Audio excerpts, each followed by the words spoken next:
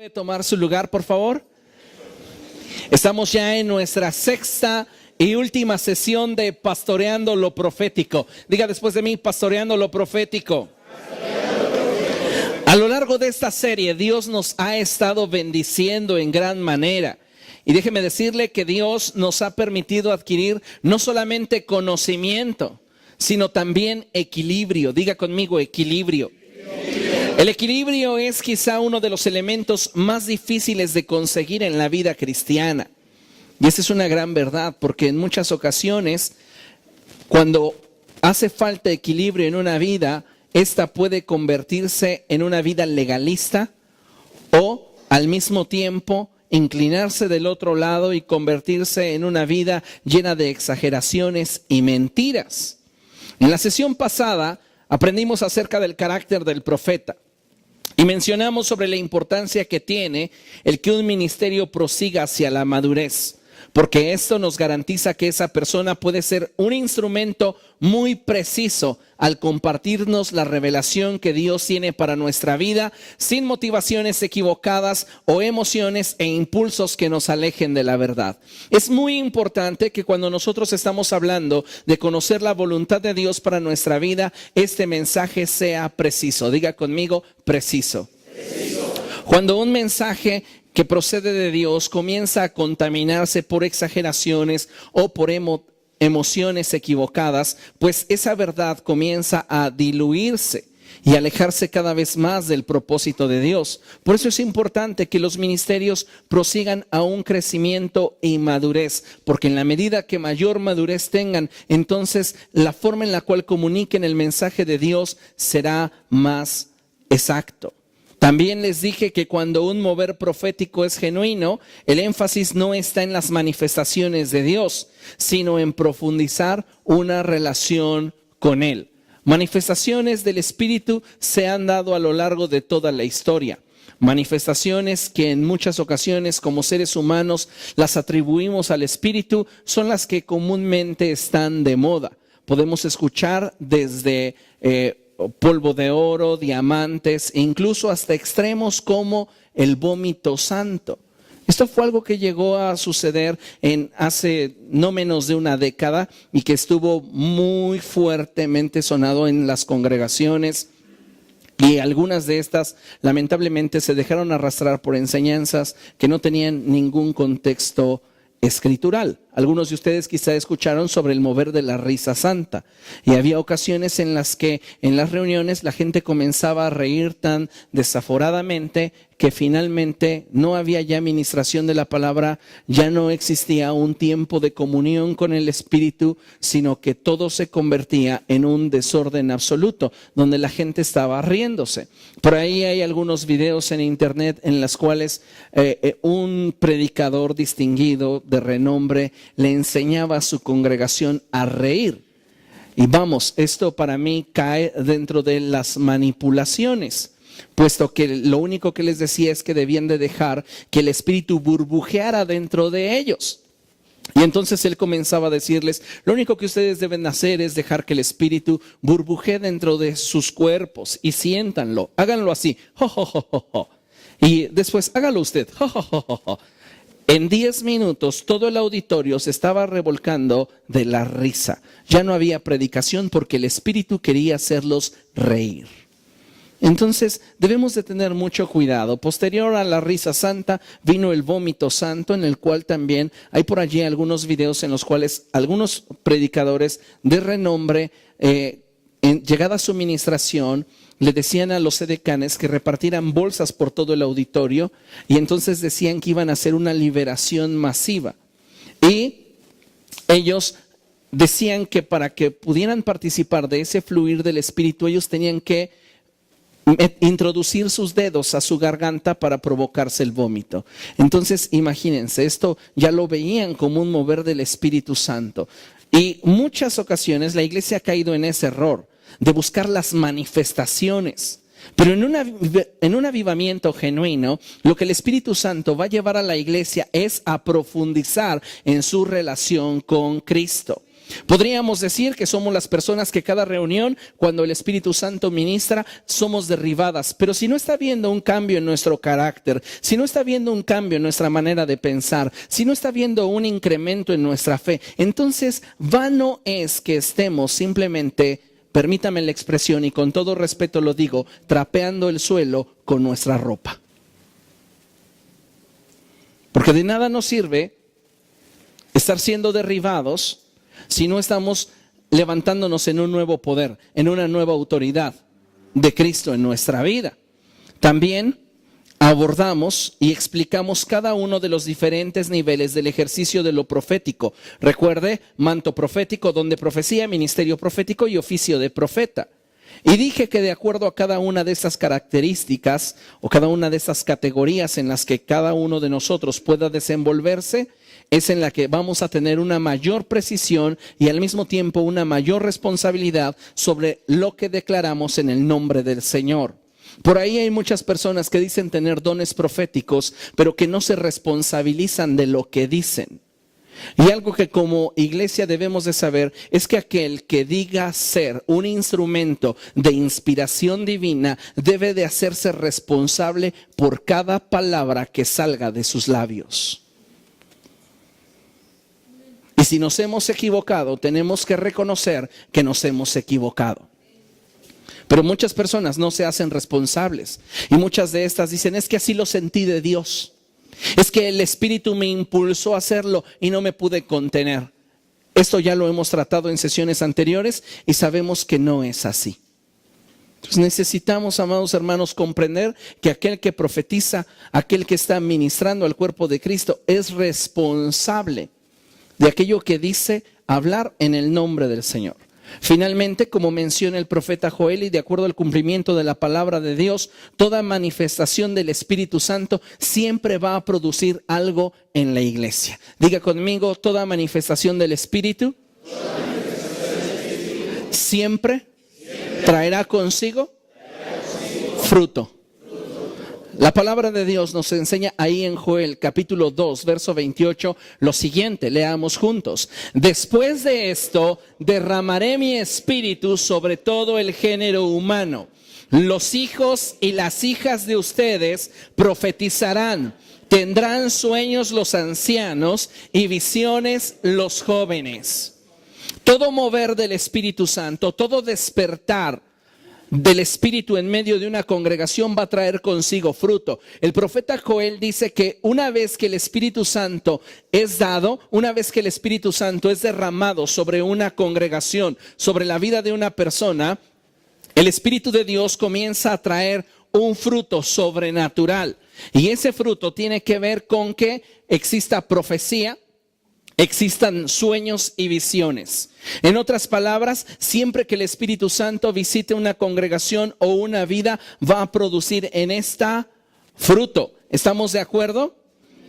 Dentro de estas manifestaciones que la palabra de Dios nos muestra, vamos a enfocarnos en el mover profético que trae consigo la revelación de la voluntad de Dios a través de impresiones espirituales. Entonces debemos de tener nosotros mucho cuidado para aprender a juzgar toda impresión, toda imagen que viene a mostrarse en nuestra mente. Por eso es importante que sepamos que no siempre ni todo lo que se atraviese por nuestra mente procede de Dios. Solo la palabra de Dios y su divino espíritu nos pueden ayudar a interpretar correctamente en tiempo y forma lo que Él quiere comunicarnos. Recuerdo hace algunos años, siendo yo líder de jóvenes, que una persona entró mientras teníamos nuestra reunión completamente alarmada porque Dios le había revelado que en esa misma semana él habría de recoger a su esposo. Entonces esa persona vino y dijo, es que Dios ya me ha revelado que se va a llevar a mi esposo. Han pasado de eso más de 10 años y la persona continúa con vida. ¿Qué sucedió? La impresión en su mente posiblemente estaba dirigida hacia otra cosa. pero la interpretación que le dio fue completamente equivocada. ¿De dónde entonces proceden estas impresiones? Las impresiones que nosotros vamos a tener van a tener posiblemente los mismos orígenes que puede tener cualquier fluir espiritual. Y son tres básicamente: Dios, el hombre o el diablo, los demonios. Entonces nosotros tenemos la responsabilidad de aprender a discernir el origen de esto que se está atravesando por mi mente. Estoy teniendo una impresión en mi mente. Pues tengo que emplear mi inteligencia y mi discernimiento espiritual para poder darle un sentido correcto a aquello que Dios me quiere comunicar. No todo lo que se atraviese por nuestra mente lo debemos de considerar como algo literal. Debemos de considerar el hecho de que todo lo que venga a nuestra mente tiene que ser probado, tiene que ser juzgado. Las visiones pueden proceder de Dios, pero solamente cuando nosotros estamos conectados a la fuente, que es Cristo. Si nosotros no estamos teniendo una vida de comunión con Dios, nosotros no estamos teniendo una relación con las Escrituras y con el Espíritu Santo, es posible que nuestra mente esté siendo bombardeada de 1000 cosas y no necesariamente tengan que ver nada con Dios. Acompáñeme por favor y abra su Biblia en Ezequiel capítulo 1, verso 1. Libro del profeta Ezequiel, capítulo 1, verso 1. Mientras que usted lo encuentra, déjeme decirle que todo lo referente a lo profético no tiene nada que ver con el sexto sentido. Usted puede decir: es que yo tengo un don de profecía porque mi sexto sentido me dice que va a pasar, y pasa. Tal vez usted es una persona que es demasiado observadora y de alguna manera ha aprendido con los años a deducir ciertos comportamientos, ciertas conductas. Pero eso no tiene nada que ver con lo profético. Eso procede de usted, de su capacidad de razonamiento, su inteligencia, su habilidad para deducir. ¿Estamos de acuerdo? Entonces, lo profético no tiene nada que ver con el sexto sentido, ni tiene nada que ver con duda y acertarás. Tampoco, no funciona así, no son así las cosas. Y es importante que lo tengamos presente porque en ocasiones comenzamos a viajar en nuestra mente y pensamos que todo lo que en ella se aparece, todo lo que en ella viene, procede de Dios, y no es así. Ezequiel capítulo 1, verso 1 dice: en el día quinto del mes cuarto del año 30, mientras me encontraba entre los deportados a orillas del río Quebar, los cielos se abrieron y recibí visiones de Dios. Recibí visiones de Dios. ¿Cuándo? Cuando los cielos se abrieron. Cuando hay un despertar espiritual como el que menciona el profeta Joel, es que entonces el Espíritu de Dios comienza a producir cosas en medio de la iglesia. Pero la iglesia es la responsable de poder discernir y juzgar si aquello que aparentemente estamos recibiendo de parte de Dios es de Dios. He sabido de personas que toman decisiones porque Dios se los revela. ¿Y cómo te lo reveló Dios? Es que apareció en mi mente: ve a la Biblia.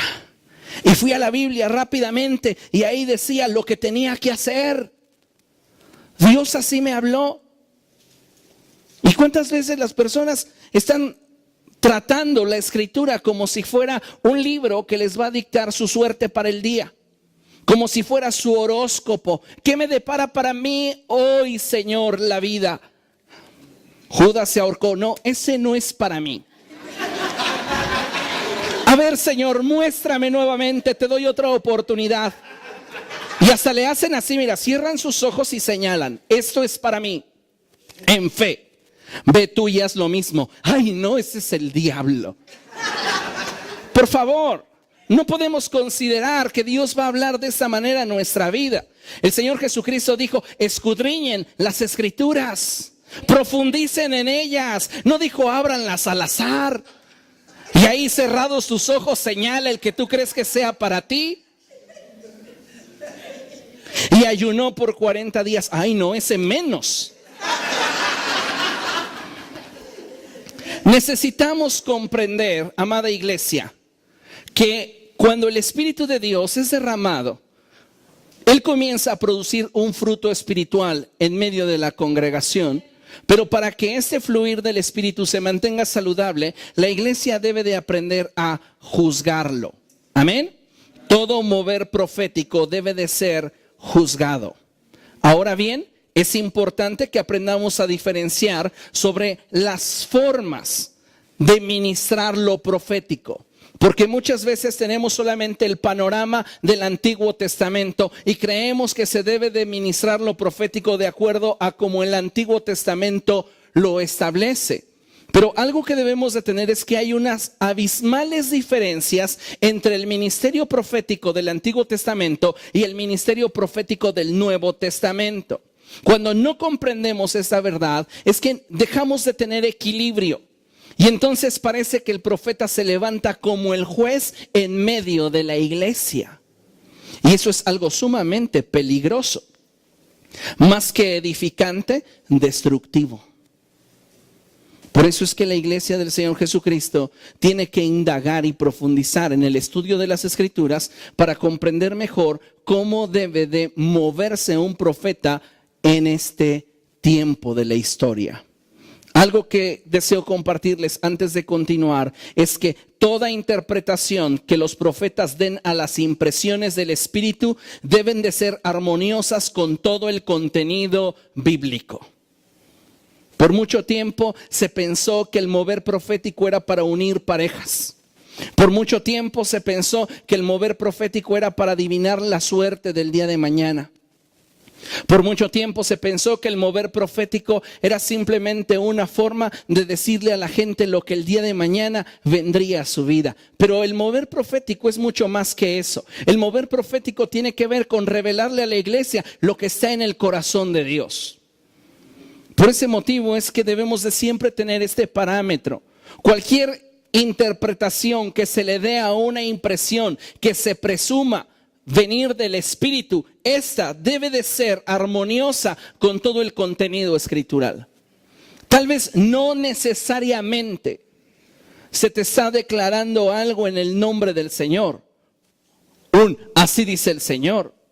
Pero en la esencia, en la naturaleza de la palabra, hay un respaldo de autoridad y poder que te hace saber que quien está hablando es Dios. Amén. Ahora bien, entonces vamos a aprender un poco acerca de las diferencias que tienen los profetas del Antiguo Testamento y los profetas en el Nuevo Testamento. Leamos juntos. A lo largo de la historia, Dios ha hablado a través de sus profetas. En muchas ocasiones para exhortarlos al arrepentimiento, en otras trayendo dirección, pero siempre buscando llevar al hombre a un nuevo nivel de relación con Él. La palabra profética no es solamente para exhortar al arrepentimiento, porque en muchas ocasiones lo que se ha recibido no es una exhortación, sino una acusación. Y debemos de aprender a diferenciarlo. En otras ocasiones, cuando no se ha aprendido a moverse en lo profético, lo que recibimos son sentencias equivocadas que van a marcar nuestra vida para siempre. Y algo que debemos de tener presente es que los profetas edifican.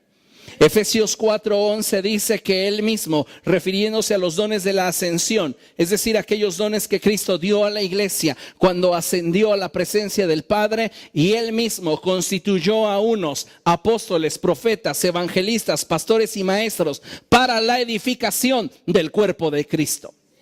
Todos los ministerios tienen una función específica dentro del cuerpo de Cristo, pero la función general es edificar, no destruir.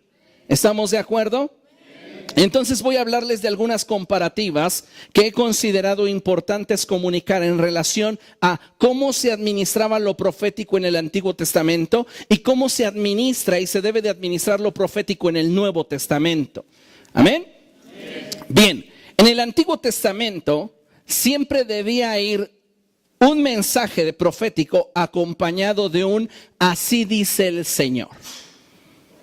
Esto era ley en el Antiguo Testamento.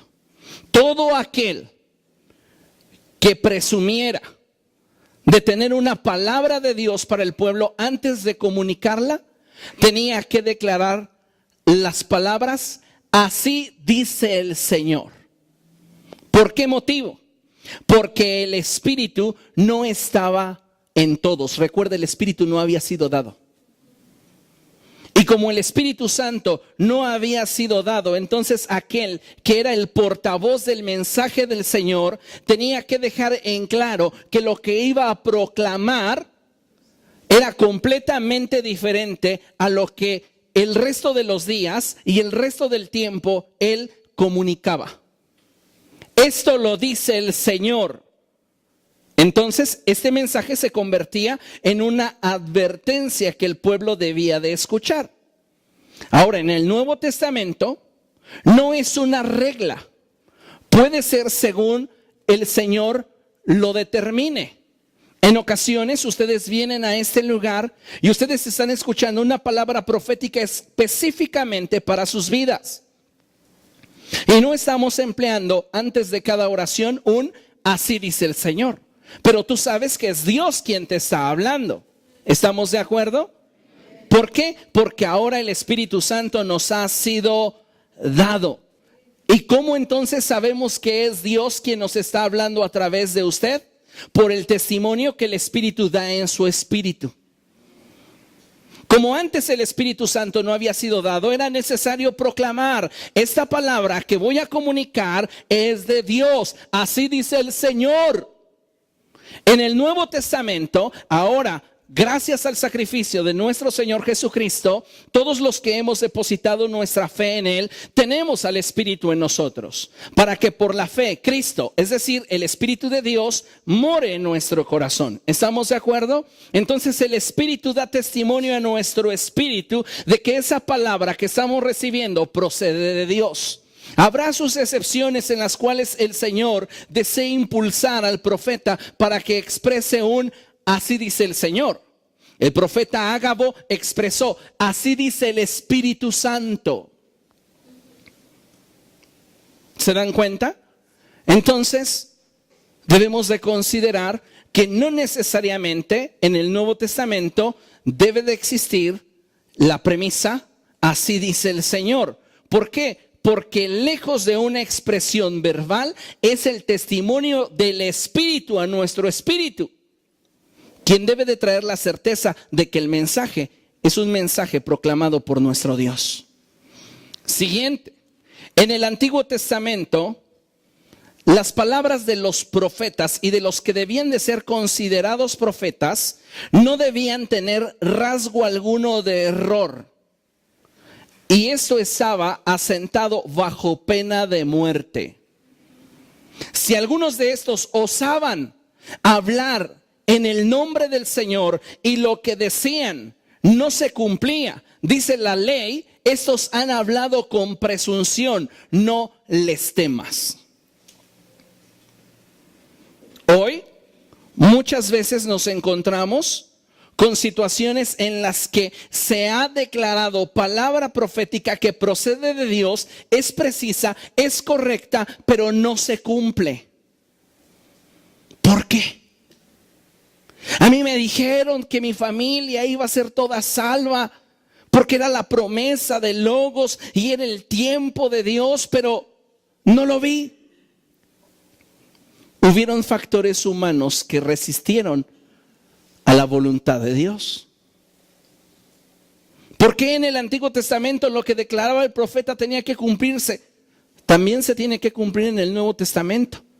Pero en el Antiguo Testamento era una señal para hacer evidente el hecho de que es Dios hablando a través de un hombre, porque recuerde que como el Espíritu Santo no había sido dado aún, los diferentes niveles de ministración profética eran muy confusos, muy difíciles de poder ubicar.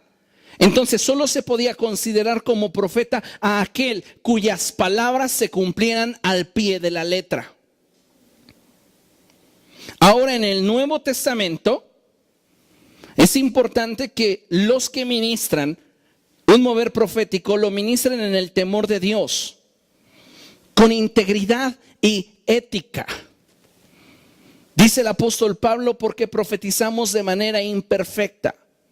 ¿Por qué? Porque aun cuando tenemos al Espíritu Santo morando en nosotros, hay muchas cosas que pertenecen solo a Dios y que en muchas de estas Él traerá impresiones a nuestra mente, a nuestro espíritu. Veremos visiones con nuestros propios ojos, pero la interpretación que le demos a lo que Dios nos está mostrando es lo que puede marcar una línea de separación entre lo humano y lo divino. Entonces, tenemos que aprender a ministrar en el temor de Dios con integridad y ética. ¿Por qué digo esto? Porque muchas personas consideran tener un don profético y lo que hacen es andar investigando sobre la vida de los demás para supuestamente enriquecer sus profecías. Y una vez que obtienen ese conocimiento a través de una investigación, no le dan el manejo adecuado. Entonces ven por ahí en la congregación un matrimonio que no suele sentarse juntos. Y dicen, de seguro hay problemas. Voy a ir a visitarlos. Y van y los visitan.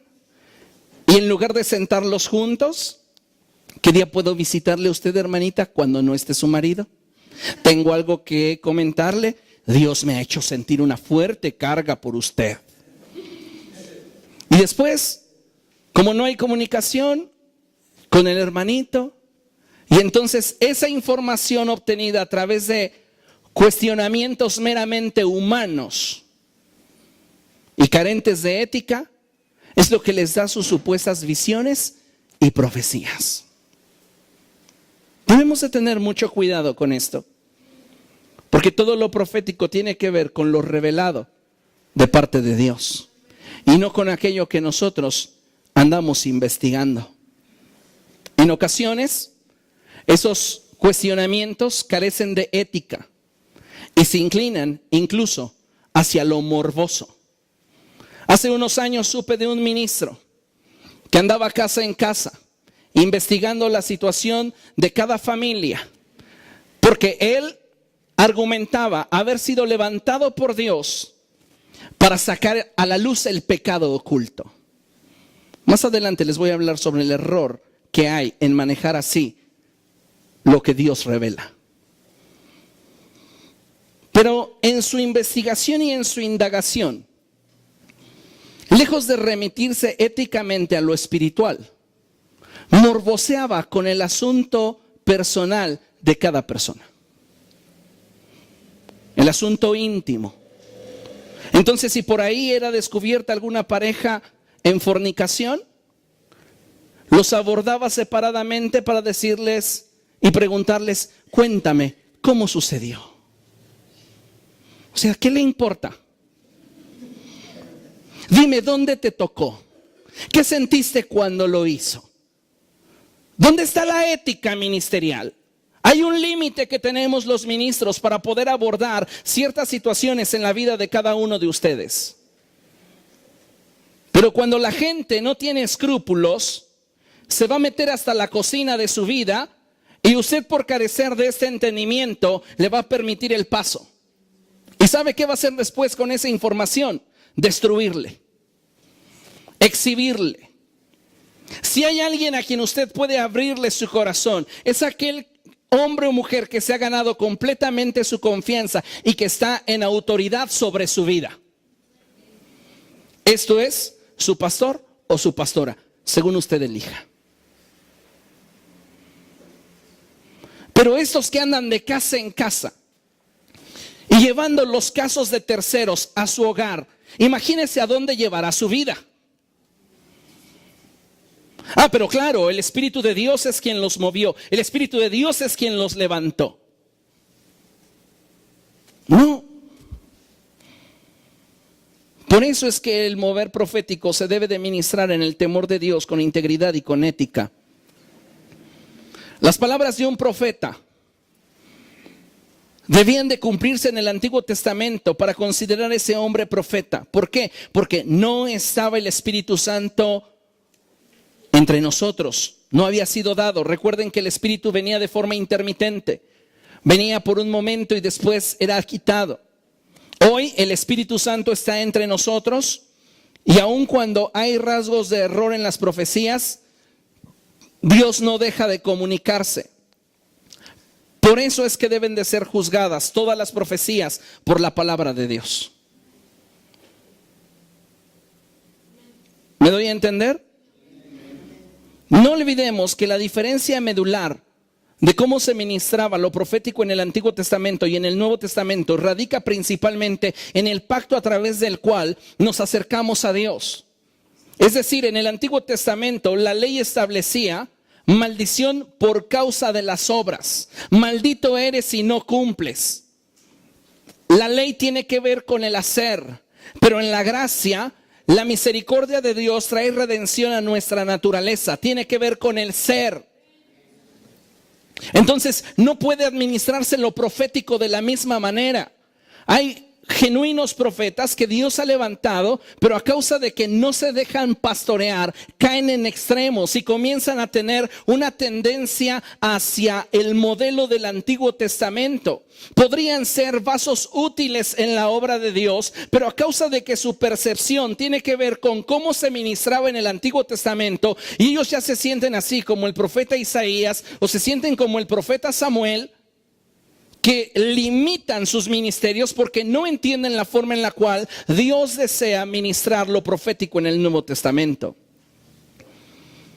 Entonces debemos entender que la ley era un pacto que no nos permitía relacionarnos de una forma perfecta delante de Dios, y por este motivo solamente regía las obras. Pero en la gracia somos transformados en nuestra naturaleza. Amén. La Biblia enseña en primera carta a los Corintios, en el capítulo 14, verso 3, la forma fundamental y esencial en la cual se debe de considerar todo lo profético. Primera carta a los Corintios, capítulo 14, verso 3.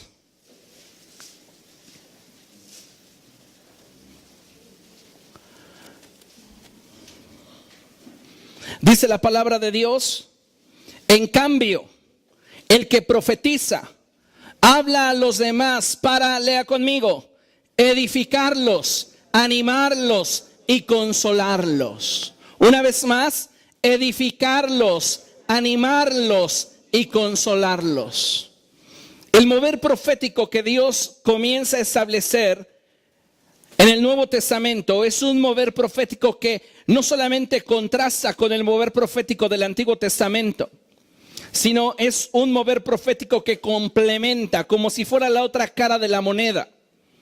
En el Antiguo Testamento, la palabra de Dios debía de ser tan drástica porque el medio a través del cual el hombre intentaba relacionarse con Dios era imperfecto.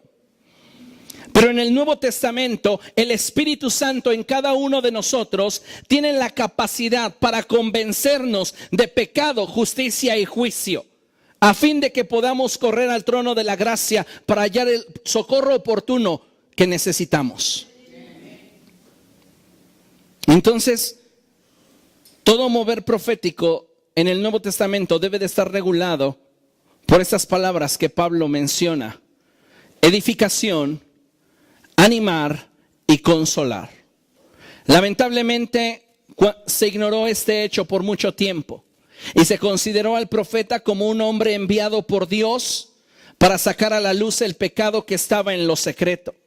Ese es un error. Quien piensa que un profeta es establecido en una congregación solo para sacar a la luz el pecado oculto está en lo equivocado. Un profeta tiene una trascendencia ministerial mucho más allá que sacar a la luz el pecado que está oculto.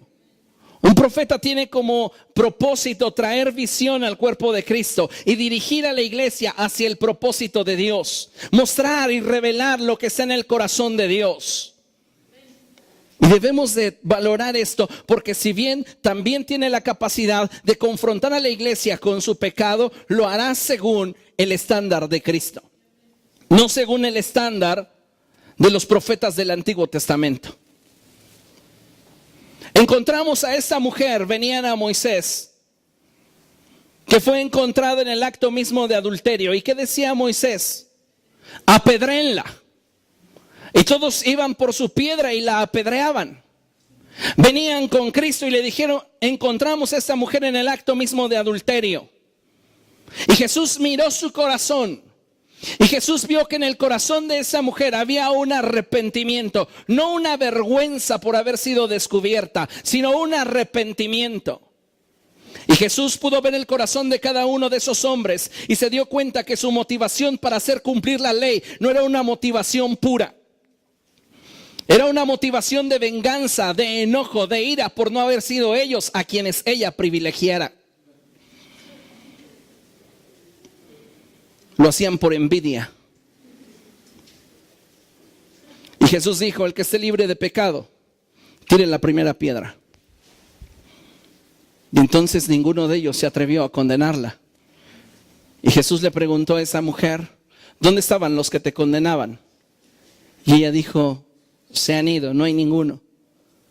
Y Jesús, teniendo la capacidad de apedrearla por ser perfecto y justo, le dijo, ni yo te condeno, vete y no peques más.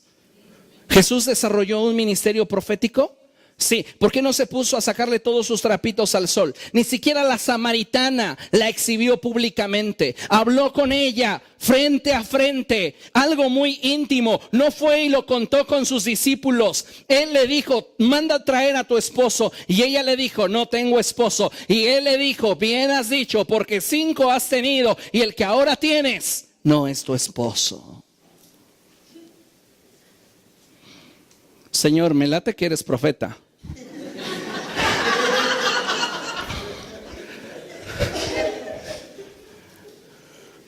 Los discípulos llegan y le dicen, te trajimos de comer. Había 2 por 1 en Burger King. Y el Señor dice, yo tengo una comida que ustedes no saben. Mi alimento es hacer la voluntad del que me envió. Había un deleite en Jesús en ministrar lo profético. Y lo profético no tenía que ver con señalar a la gente y exhibirla y lastimarla.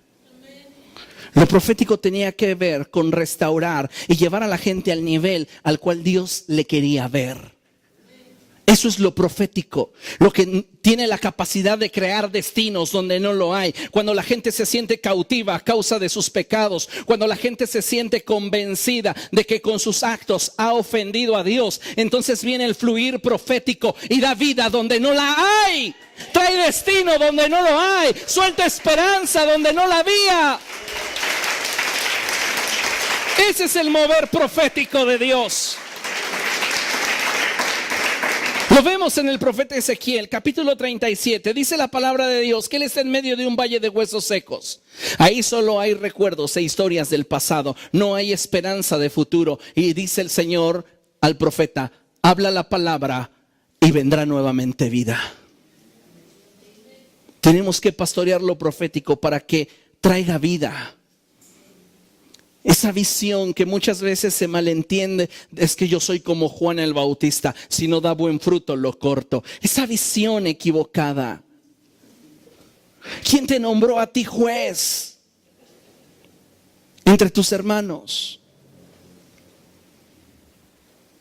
¿Quieres quitar la paja que hay en el ojo de tu hermano cuando no has reparado en la viga que tienes en el tuyo?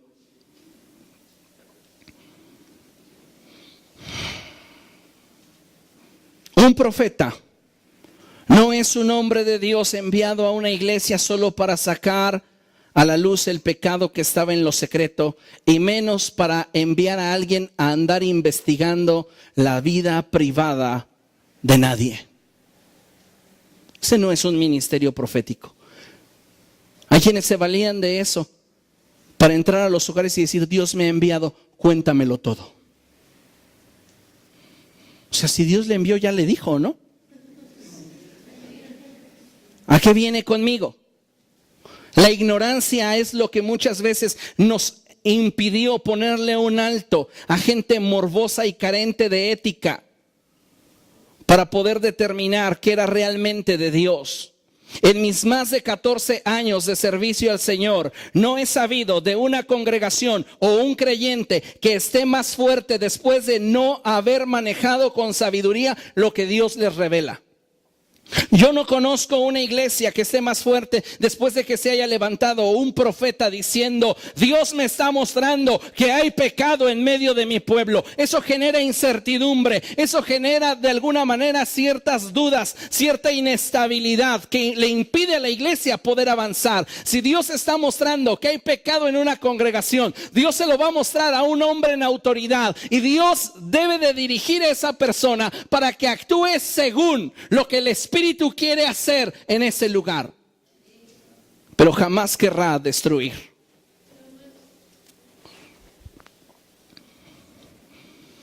Es lamentable cuando en muchas congregaciones se llegó a dar el caso de hombres que tenían revelaciones de Dios, impresiones de Dios certeras, palabra de ciencia certera, pero a causa de no haber sido pastoreados y enseñados, herían al pueblo en lugar de edificarlo. Dios me está mostrando que en este lugar hay un adúltero. No se ha estado arrepintiendo, no ha estado caminando con el Señor, así que Dios me está mostrando su nombre. Y si no quieres que en este momento yo te exhiba, pasa aquí al frente y confiesa tu pecado. O sea, y que después de exhibirlo, ¿qué? Después de hacerlo pasar por una vergüenza pública, ¿qué? ¿Cómo vas a restaurar ese corazón? ¿Sabes? Hay personas que han experimentado esas clases de situaciones y no se vuelven a levantar. No se levantan porque lo profético tiene la capacidad de destruir si no es pastoreado según el corazón de Dios. ¿Cuántos ministerios hoy están destruidos a causa de que no hubo un entendimiento acerca de lo profético? Es que si Dios lo está mostrando es para que lo gritemos a plena voz desde las azoteas. No, señores. ¿Qué tiene que enterarse esa persona que vino por primera vez o que vino después de 6 meses de la situación particular de una persona? Vienen a buscar a Dios, quieren adorar a Dios, no vienen a enterarse de las situaciones particulares y personales que Dios está trayendo convicción y dirección a cada persona en lo particular.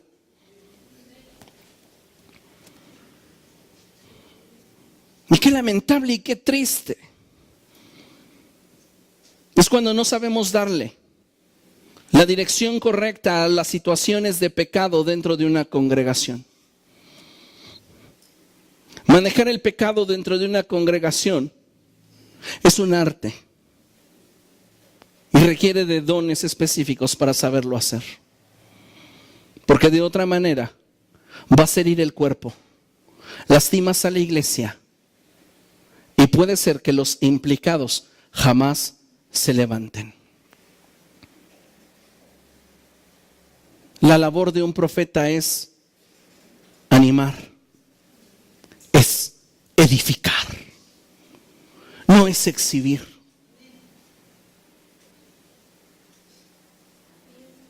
Es traer consuelo a ese corazón quebrantado. ¿Tú crees que esa persona que cayó en pecado no tiene ya suficiente cargo de conciencia y suficiente culpabilidad por todos los seres queridos que traicionó, por todas las personas en derredor que le tenían en cierto grado de estima, como para que encima llegue alguien y nada más porque sí quiere exhibirle de forma pública?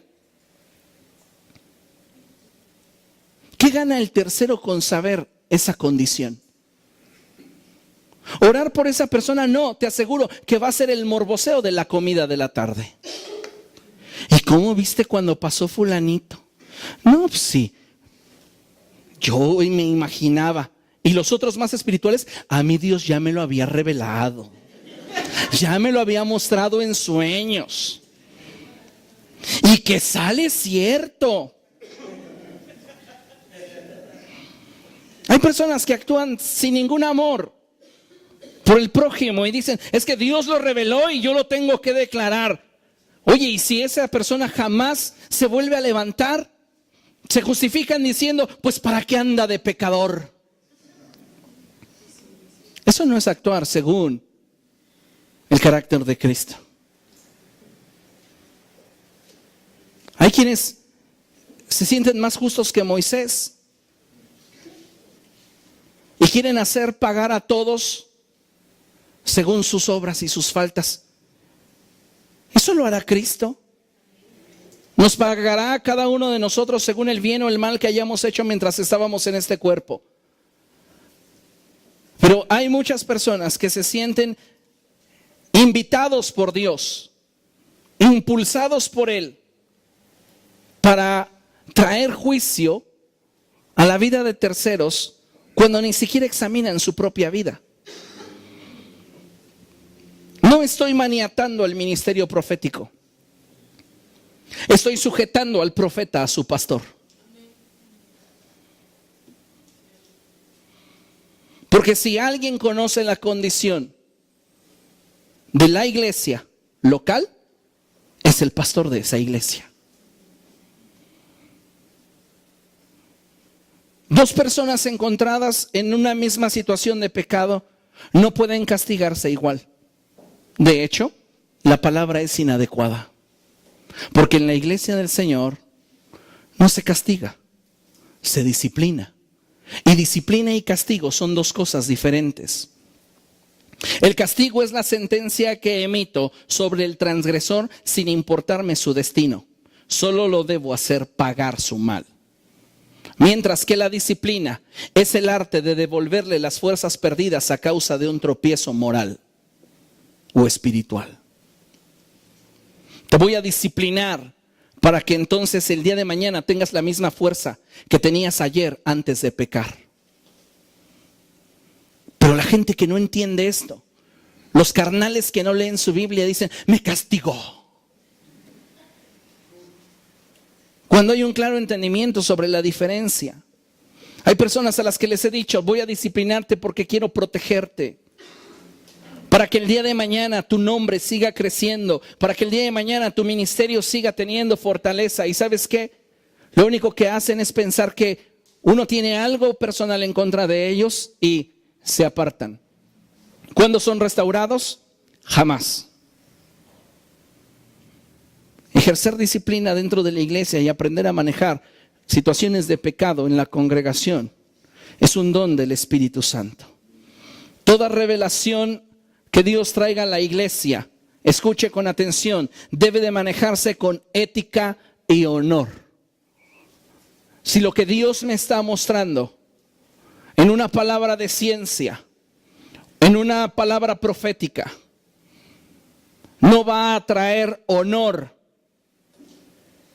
a la persona a la cual está siendo enviada esa palabra, yo debo de guardarla hasta que Dios me muestre la forma en la cual debe de ser declarada. ¿Por qué? Porque muchas veces estamos haciendo las cosas fuera de tiempo, fuera de orden. Y eso trae muchas heridas a la iglesia. En el Antiguo Testamento vamos a encontrar expresiones como las siguientes. Acompáñenme a Miqueas. Estas expresiones les encantan a los profetas que no entienden la diferencia entre cómo ministrar y pastorear lo profético en el Nuevo Testamento en relación a cómo se hacía, a cómo se debe de hacer, en el Nuevo Testamento. Miqueas capítulo 3, verso 8.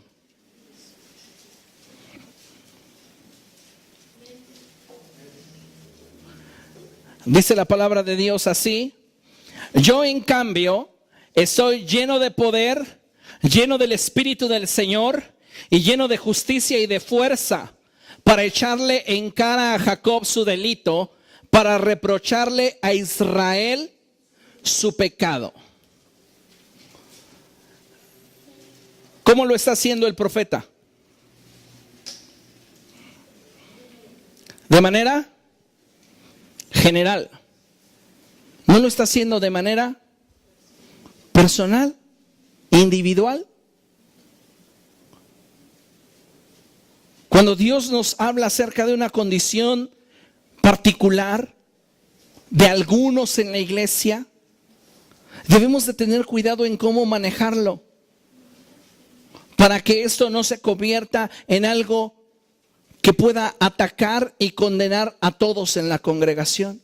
¿Cómo comunico un mensaje del Espíritu? Es bien importante, sin diluirlo de manera general. Es importantísimo.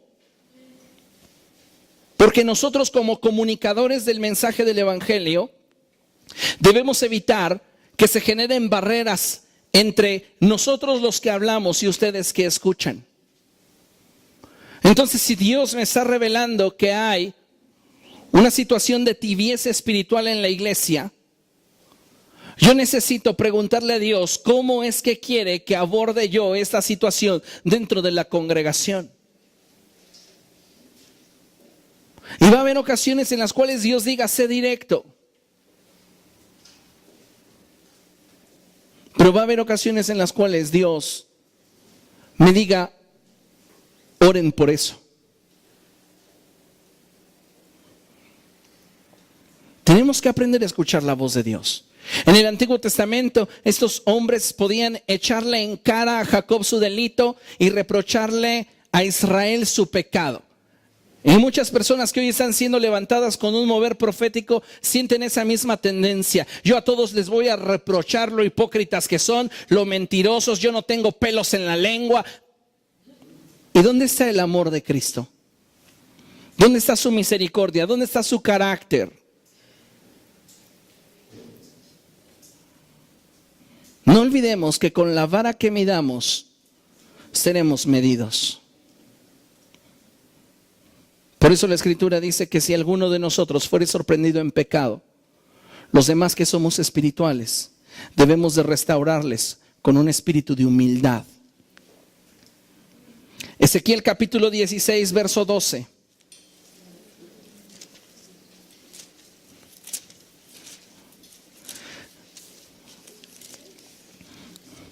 Dice la palabra de Dios, Ezequiel 16, verso 12.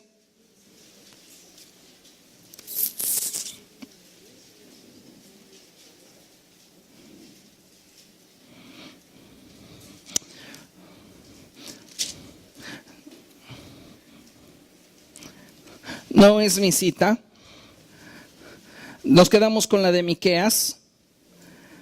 Ahora, ¿por qué Dios está señalando el pecado del pueblo de forma tan directa, tan clara? Vayan a la cita, Ezequiel 16, 2. Desde el verso 1 dice así, Ezequiel 16, versos 1 y 2. Me faltó el guión, por eso me fui al 12. Dice así la palabra de Dios, el Señor me dirigió la palabra, hijo de hombre, échale en cara a Jerusalén sus prácticas repugnantes.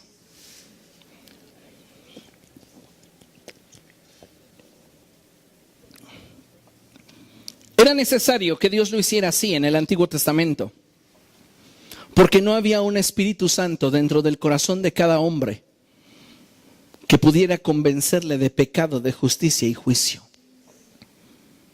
Por eso dice la Escritura que será más tolerable el castigo contra Sodoma y Gomorra que contra aquellos que rechazan el Evangelio.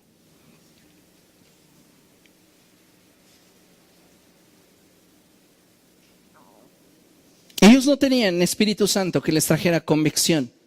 Por ese motivo la palabra de Dios tenía que ser tan fuerte, tan directa, tan clara.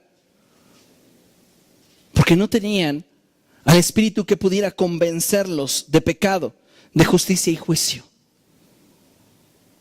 Tenían ellos que oír y su propio entendimiento, darles la capacidad de comprender que estaban en camino de muerte.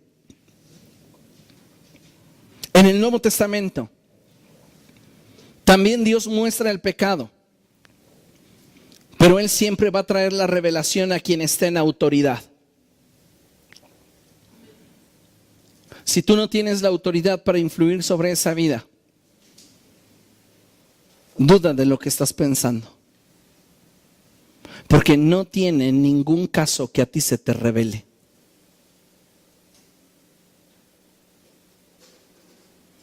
Puesto que no puedes hacer nada, no estás en autoridad.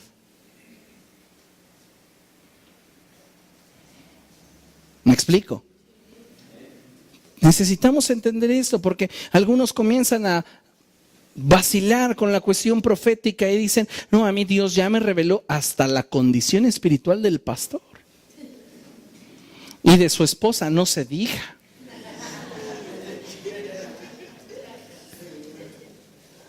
Los ancianos me los conozco completitos.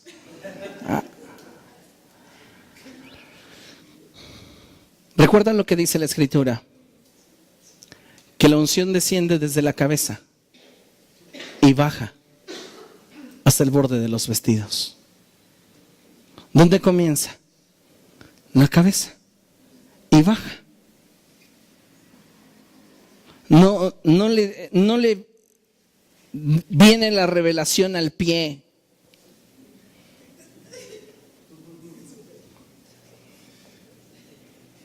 ¿Me explico? Viene a la cabeza, a quien está en autoridad. Si tú estás recibiendo una revelación de quien está bajo tu autoridad, es porque Dios te está dando la pauta, número 1, para que ores por esa situación. Y número 2, para que si es una circunstancia delicada, pueda ayudarse a la persona a tener y recobrar la visión que en un principio tenía. Pero si no estás en autoridad, no tiene sentido dicha revelación que tú muy probablemente te estás imaginando. La revelación del pecado dentro de la iglesia en el Nuevo Testamento tiene que ver con el deseo que hay en el corazón de Dios de que todos procedamos al arrepentimiento y seamos restaurados. No es con la finalidad de cortar gente. El trigo y la cizaña crecen juntos. ¿Recuerdan ustedes esa parábola? ¿Vamos y arrancamos la cizaña? No. ¿Por qué? Porque en el proceso de desarrollo ambos se parecen mucho. Es solo hasta el tiempo de la madurez, donde la cizaña permanece erguida debido a que no tiene fruto, y el trigo se inclina debido a que posee semillas. Tiene fruto. Ese es el tiempo de la cosecha, donde se puede separar. Entonces, debemos de empeñarnos en tener la naturaleza de Cristo gobernando nuestro corazón y el fruto del Espíritu Santo dándonos muestras de cuál es nuestra capacidad y calidad espiritual como hijos de Dios. Vamos a revisar 2 citas más. Oseas capítulo 2.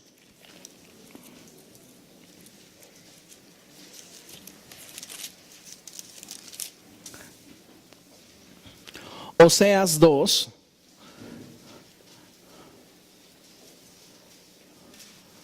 Verso 14.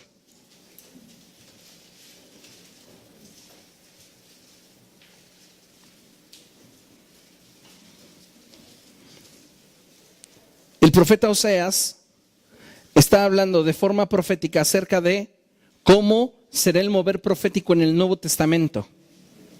Y dice: por eso ahora voy a seducirla, me la llevaré al desierto y le hablaré. ¿Cómo le va a hablar? ¿Por qué el trato de Dios es diferente entre el Antiguo Testamento y el Nuevo Testamento por dos cosas muy sencillas. Ven aquí, ven acá. Sí, tú, Josué.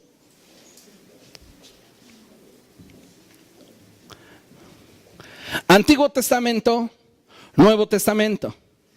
En el Nuevo Testamento, todos los que han creído en Jesucristo son la novia del Cordero, son la esposa del Cordero. Y dice la Escritura que debemos de hablarle con ternura a la esposa del Cordero. La ley y los profetas son hasta Juan el Bautista. Y Juan mismo dijo, el que tiene a la esposa es el novio, no el amigo. ¿Cómo estás? La relación entre amigos es diferente. Yo le hago eso a ella y va a decir, no me estás tratando como a vaso más frágil. A ella entonces debo de darle un besito y tratarla bien. ¿Me explico? Sí. ¿Por qué? Soy un profeta. ¿A quién estoy ministrando? ¿A los amigos? Dice la Escritura, dichosos los invitados a participar en las bodas del Cordero. Déjeme decirle que usted no es un invitado. Según los tiempos, usted es la novia. ¿Me explico? Los invitados son todos aquellos que participaron de una relación con Dios a través de un pacto ajeno a Cristo Jesús. Abraham es un amigo. Moisés es un amigo. David, Samuel, Jefté, Sansón son amigos. Pero usted fue llamado a ser la esposa. Nivel de privilegio abismal. Usted está llamado a ser la esposa. Y si yo soy un profeta, ¿a quién de ustedes le gustaría que un tercero maltratara a su esposa? No es mi esposa la iglesia, es la esposa de Cristo. Así que cuando le ministro lo profético, debo de hacerlo con ternura, porque no es mi esposa, es la esposa de el Señor. Y si yo la vareo, si yo la golpeo, estoy golpeando a la esposa de mi Señor. Pues en el Antiguo Testamento se trataba con los amigos. ¿Cómo estás? Pero en el Nuevo Testamento tratamos con la esposa. Por eso cambia abismalmente. Quien viene con una visión profética y quiere tratar a la esposa como se trata a un amigo, va a tener problemas. ¿Me explico? Gracias. En Isaías capítulo 40, verso 20, la palabra de Dios confirma lo anterior. Algo que debe de tener presente siempre es que todo el Nuevo Testamento está escondido en el Antiguo Testamento. No hay porción del Nuevo Testamento que la Escritura no lo contenga en el Antiguo Testamento. Toda la revelación del Cristo está en el Antiguo Testamento. Toda la revelación de Pablo está en el Antiguo Testamento. Pero está oculta a los indoctos e ignorantes. Y esta solo es revelada por el Espíritu del Señor. Amén. Entonces en Isaías 40, verso 2 dice la palabra de Dios así: hablen con cariño a Jerusalén. Es decir, no está hablando de la Jerusalén terrenal, que es la referencia del amigo, de la cual está hablando con Miqueas, con Ezequiel. Está hablando de Jerusalén la celestial, aquella que procede de Dios. Háblale con cariño a Jerusalén y anúnciale que ya se ha cumplido su tiempo de servicio, que ya se ha pagado por su iniquidad, que ya se ha recibido de la mano del Señor el doble por todos sus pecados. Está apuntando a una Jerusalén que no es reo de pecado. No puede ser una Jerusalén terrenal, tiene que ser una Jerusalén celestial, lavada con la sangre del Cordero. Es la esposa. Amén. Dele un fuerte aplauso al Señor.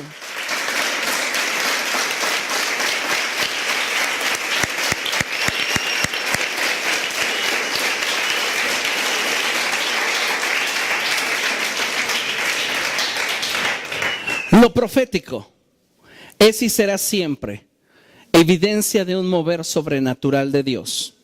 Y es nuestra responsabilidad como iglesia administrarlo. ¿Para qué? Para que vayamos a aguas más profundas. En Ezequiel capítulo 47 se nos narra que debajo del umbral de la puerta que da al oriente del templo salía un río. Y ese río tenía la capacidad de que cada quien pudiera ir profundizando en él según lo determinara. El profeta comenzó a meterse a ese río y las aguas llegaban a sus tobillos. Profundizó más y el agua llegaba a sus rodillas. Profundizó más y el agua le llegaba a los lomos.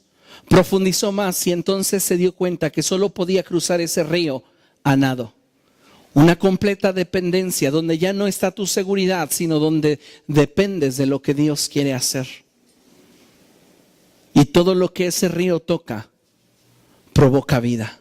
Siempre el mover del Espíritu Santo traerá fruto. Por eso, para concluir, cerramos con las palabras del profeta Amós. Amós capítulo 3, verso 8, dice la palabra de Dios así: ruge el león, ¿quién no temblará de miedo? Habla el Señor omnipotente, ¿quién no profetizará?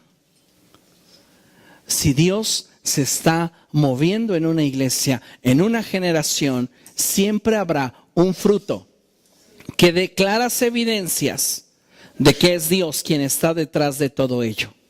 ¿Amén? Póngase de pie y vamos a dar gracias al Señor.